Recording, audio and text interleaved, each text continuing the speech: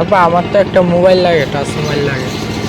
কি কর তুই লেখাপড়া করস বেটা? তুই এই বয়সে টাচ মোবাইল দিয়ে কি করবি? একটা লাগাই ভাবলাম বিদেশ হয়েছে, পানিটাও আছে, পরে আবার সমস্যা বহু গায়ে গেলে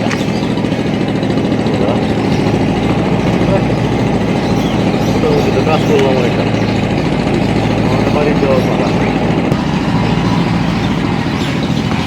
অবস্থা। আব্বা আমি আপনার বাড়িতে খুঁজে আইছি, দাদু কইছে আপনি নাকি হাতে কাজ করতে আইছেন।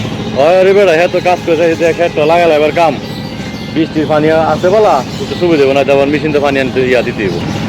উঠ বদল আমি বাড়ি যাওয়ার সময় হয়েছে লিগে বুঝছো তুই আমার কি শুভ? আব্বা আমার তো একটা মোবাইল লাগে, টাচ মোবাইল লাগে। কি কর তুই লেখাপড়া করস বেটা? তুই এই বয়সে টাচ মোবাইল দিয়ে কি করবি?